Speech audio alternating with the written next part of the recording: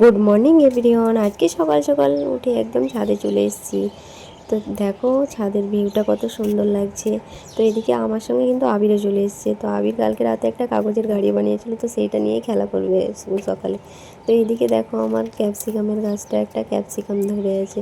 তো ক্যাপসিকামের গাছটাও তোমাদের সাথে শেয়ার করলাম। তো এখানেই বড় ওপারের লঙ্কার গাছ, তো এখানেও অনেক লঙ্কা ধরেছিল গাছটাতে। তো এই গাছটাতেও অনেক লঙ্কাগুলো অনেক ঝাল। তো এদিকেই গোলাপ গাছটা আমার কিন্তু আমার ঘরের নিচে ঘরে কিন্তু জানলাতে থাকে। তো গাছটা 2 মাস আগে আমি ছাদে নিয়ে এসেছিলাম, অনেক পোকা লেগে গেছিলো। তো আজকে ভাবছি গাছটাকে আমি নিচে নিয়ে যাব আমার জানলাতে, এখন শীতের সময় দিয়ে আমি জানলাতেই নিয়ে যাব। তা চলো গাছটা নিয়ে যাই। তো তো শীতের সময় আমি কিন্তু আমার ঘরের জানলাতেই রাখি, দিয়ে আবার বর্ষার টাইম হয়, দিয়ে ওদিকে পানি বৃষ্টি খাওয়ার জন্য আমি কিন্তু আবার ছাদে নিয়ে চলে আসি। তো এদিকে আমি জানলাতে রেখে দিয়েছি। তো আরও আমি গাঁদা ফুল কিন্তু এই জানলাতে লাগাবো। তো এদিকে ড্রাগন গাছে আবির তো সকাল থেকে বলছে মা একটা ড্রাগন আছে। তো এদিকে দেখছি তো একটা সেই শুকনো পাড়া ড্রাগন লেগে আছে, তো ওইটা ওর খাওয়ার জন্য ওর ব্যস্ত।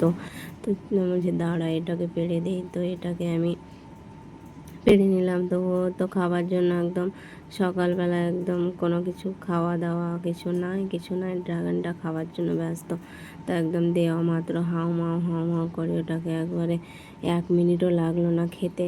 তো দেখো কেমনভাবে খাচ্ছে, মনে হচ্ছে ড্রাগন এর আগে কোনো দিন খায়নি, ফার্স্ট টাইম খাচ্ছে। তো দেখো মুখটা একদম কেমন লাল, জিভ লাল করছে। তো টাটা, আজকের ব্লগটা এইটুকুই।